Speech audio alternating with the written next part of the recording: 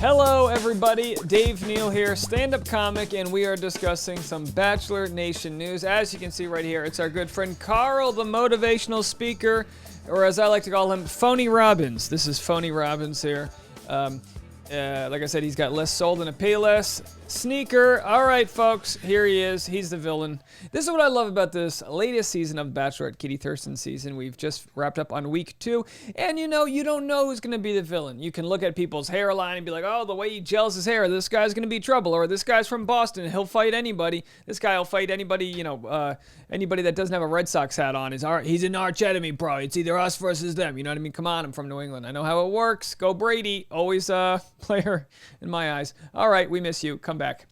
So with Karl, he's emerging as like a super villain. All these terms are being thrown around. Gaslighting. You got to look these things up. So actually, why don't we do this? Before we play, I'm going to play what Heather MacDonald has to say about Karl. Now, she was the comedian who ran the episode where everyone was doing the greatest lover of all time bit. She's going to say how long Karl actually stayed on stage and the lack of economy of words that Karl used. As a motivational speaker, you think brevity would be a virtue for him, but clearly it's not. I feel really bad for the editors who had to edit what Karl said. They're like, can you get that down to 90 seconds? They're like, he spoke for 45 minutes. Yeah, just cut it up a little bit. Just make it a little quicker. They just ramp up the auto dial. It sounds like an Alvin and the Chipmunks, like, "Rrr." All right, so anyway, Karl, I'm going to play this video for you, but hold on one second to that. Now, let's just go over gaslighting, because this is a term that gets thrown around a lot, and it's not a term that's been around for too long, and people will use it in incorrect ways. So just very simply, I don't mean to gaslight you with the term gaslighting here. Dave's mansplaining gaslighting to me. That sounds about right. It's to manipulate someone by psychological means into questioning their own sanity. So it's like if you were out late and you come home and your wife said, "Why were you out late?" "I wasn't out late." "What are you talking about?" "No, I was here." It's like kind of like lying to people's face and using tactics to manipulate their viewpoints. Now, I don't know if he's technically gaslighting here, because I don't know. I mean, is he manipulating Katie to try to question her sanity? I'm not sure, but clearly, look, I mean, people on Twitter have said, Karl's gaslighting is sending me to another dimension. Whatever it is, it's banana land. Someone says, "I'm absolutely livid. Excellent job making everyone upset, ruining your own chances of a relationship, and securing a villain edit, my dude." That's exactly what he did. He secured the villain edit. And people are like, oh, I'm assuming Karl's going to be voted off. No. This isn't how The Bachelorette works. Katie gets to choose probably 50 to 75% of the men she wants there for the right reasons. But Katie knows how it works. The Bachelor producers are going to say, hey, she's going to be like, all right, let's get rid of Karl. And they're going to go, you want to get rid of Karl? We're trying to get ratings here. We got soap to sell. Karl's going to stay till episode 5, and he's going to go out on some 2-in-1 date. You heard it here first, folk. No, they're not getting rid of Karl. They need him. He's the villain. All right, so Katie's going to play a blind eye to it all, but here's what happened. Let's just go over real quickly before I play the Heather MacDonald clip here. Let's see if we X out of this little... boy, you have everything lined up, and then the pop-ups kill you. I have a pop-up blocker. They're smarter than me. Looking around, I don't really know if anyone's being 100% transparent in the house, Karl says to Katie. He refuses to name specifics or details because Katie's like, all right, tell me who. He's like, I don't want to get into it. She's like, I need to know who. He's like, he says, I don't want to get part, Okay, so Katie takes the bait and immediately panics because he says some people aren't there with the best intentions. Karl then sidesteps telling Katie anything more, like actual concrete facts, explaining, you've already been through a lot and I don't want you to stress out about that. Karl has crafted an effective way to make himself look like Katie's truth-telling knight in shining armor in a pit of snakes without giving her a stitch of helpful or conclusive information. To cinch this characterization, Karl promises Katie she can't trust him, and he has her best interest in mind. What Karl could not predict, however, is how quickly Katie would approach the rest of her men with his rumors. She tearfully tells the cast before the rose ceremony, I don't know who is here for the wrong reasons, but from what I've been told, there are multiple people who I should be looking out for. It's obvious to the group that someone just shared this speculation with Katie and that there is a backstabber in their midst. This is how it works. The only way you can tell, inception these types of thoughts into someone's mind is if she's not going to immediately go back and talk to people. So the guys go, I didn't say it, you didn't say it. They quickly went down the list, and then it got to Karl, and he did the old, I just love the cartoon. type of thing that he did. And he was like, well, look. And everyone's like, come on, Karl. It was like when Goldberg would fart on a Mighty Ducks, and everyone would be like, what's that? And everyone's like, Goldberg. Oh, man. He's like, I didn't know it wasn't me. This is Karl. And Karl is Goldberg. He farted in the elevator, and then he hit the emergency button, so everyone got stuck in it. Realizing there's no way to keep his identity a secret, Karl reveals himself as the culprit. He claims he heard some stuff circulating around and said he is giving the person or people an opportunity to fess up. So I guess now he's gaslighting the whole United States of America, right? He's saying, like, look, I'll give them the chance to air it out. It's like, newsflash, it's nobody, it's you, Karl. This would be a very smart game plan for someone who has no real facts and is hoping someone else will be witless enough to out their own secret scheming. No one falls for Karl's trap, and 3 straight minutes of bickering closes out the episode.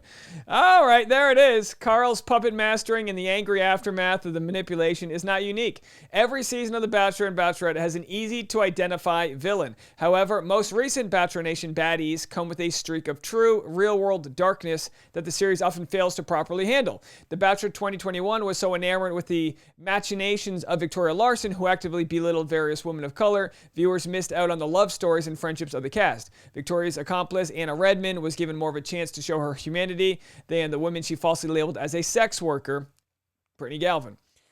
Tayshia Adams and Claire Crowley's shared Bachelorette season was plagued with an ageist and sexist villain, along with bizarre classist squabblings between Bennett and Noah. One of Peter Weber's favorite contestants was embroiled in a White Lives Matter controversy, which was Victoria Fuller. She posed for a Marlin company, and she wore a White Lives Matter, but it was supposed to be a play on words, like White Marlins Lives Matter. Tone deaf.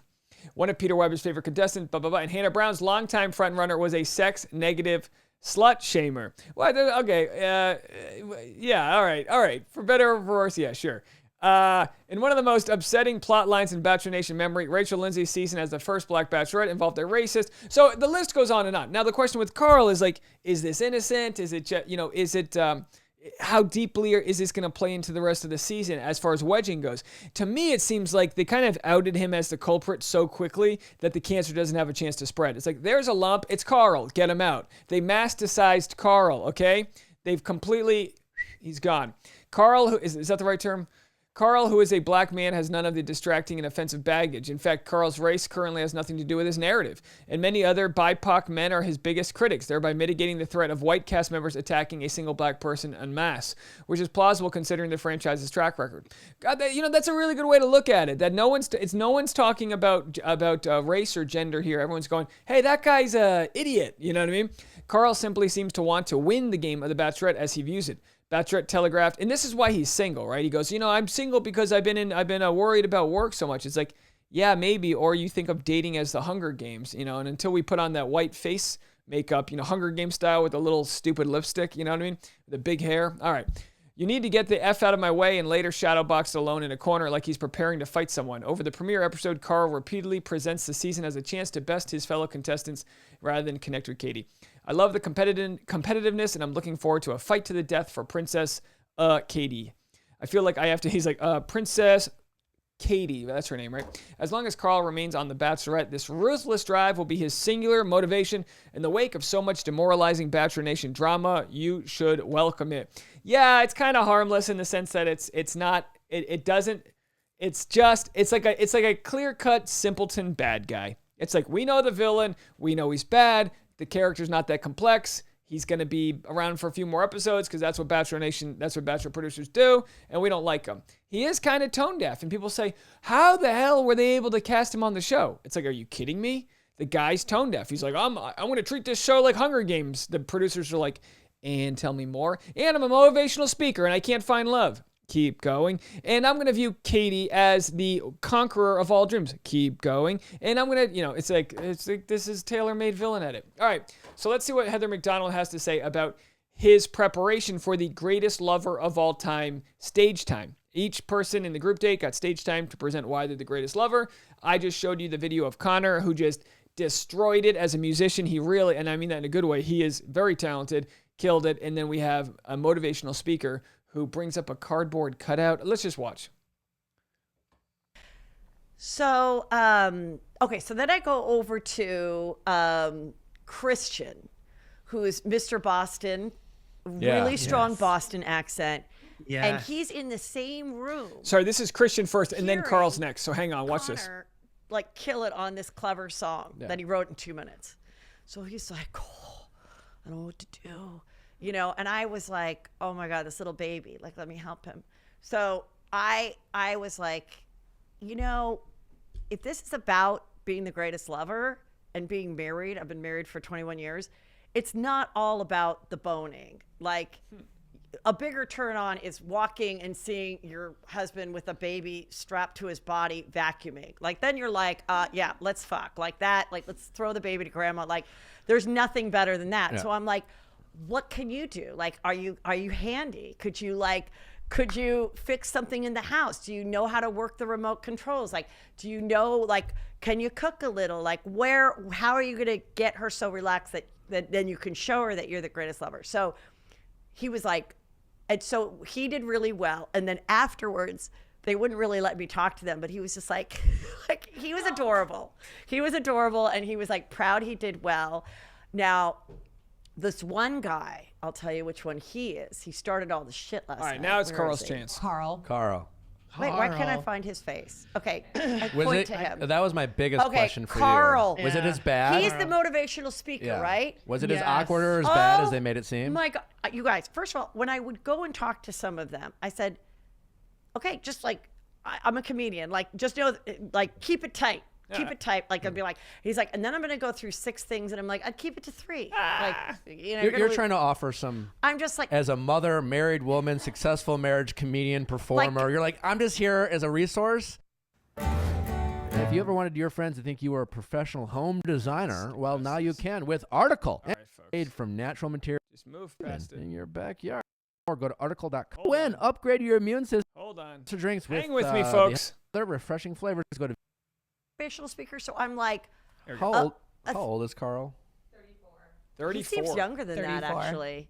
And I'm like, thank you, Tony Robbins. And no, I don't want to buy the condo. Like, what the hell was that? Like, I felt like what was your joke after that? It was so funny. They changed. I think they said peaches because I'd have to watch it back, but there was another guy that talked about having a safe word in sex. Oh yeah, and the safe word is peaches. So then I was like, peaches, because you're so annoying. Like, I was literally like, I feel like I'm in Florida, stuck in a timeshare, and I just want to kill myself. Like, that was, we were all held hostage for like 18 minutes. It was awful. When people call it, like, it's weird because like I have this podcast and one of the shows is relationship advice, and but referring to yourself as a motivational speaker, to me, bit of a red flag. I mean, they're like, yeah, if you're Tony Robbins. Right. I feel like it's fine. You know, if you're making real money and going and speaking at real events, sure. But it's just a weird thing. I would not want to date him. I would not want to date Tony. First of all, I've met Tony Roberts. Okay. Robbins. Either way. I met him at the Playboy Mansion. Okay. Yeah. As you do when you're meeting a pastor or a motivational speaker, either or. So, and this is like a long time ago, but I used to watch his commercials, okay? And I was not pursuing stand-up or comedy or anything. And I knew that I should, but I was too afraid to like start. So I'm like, I'm ordering these cassette tapes about like, you know, and I'd listen to them in my Toyota Celica. I didn't really get through all of them, but I listened to some of them. But so then I see him and I go, Tony, I just want to tell you, I got your tapes. And at the time I was on a TV show on MTV and I go, I did this and this. I started doing stand-up. 6 years later, I'm on a TV show on MTV and I just want to thank you. And he's like, oh, okay, what is it? You know, that Monday, this whole thing gets delivered to my show of his latest tapes. Well, not tapes. Now they were CDs. And I was like, oh, okay. But I always just remember his speeches were like, I'm in Venice Beach in a 1-studio apartment washing dishes in the bathtub. And I was like, why did you have to do it in the bathtub? And how many dishes do you have, you fat fuck? Like, you're one person. Like, what is going on? And so, no, I wouldn't want to be married to Tony Robbins, and I know some shit about his personal life, and you don't want to be married to him. I don't even know if he has a wife. He's like, there's a lot of stuff about that. But do you imagine just that's your husband? Like, get up, start your day. Like, oh. Yeah, no. All right, we'll leave it at that. I mean, like... We'll leave it at that. So that's clearly they're not holding motivational speakers in high regard. Hey, which I understand. It's just like comedians. You don't respect them until there's one that you like. If you like me, go ahead and give this video a like, subscribe, and I got more content coming your way. Let me know what you think of Karl. Any redeeming qualities out there? You know, of course, on the surface level, he's the victim. He's the villain of the show, and you know, I'm sure it's not going to really affect his business at all. You know, there's no such thing as bad publicity until your name's like Taylor Nolan or Colton Underwood or whatever the case may be. But in most cases, he'll get an Instagram following, and he'll probably be able to learn from it and grow and talk about it. But in the meantime, work on your presentational skills there. Greatest lover of all time. 18 minutes, that's a long time on stage. Hopefully you can last that long in the fantasy suites. All right, we'll see you guys later. More content to come. Bye, everybody.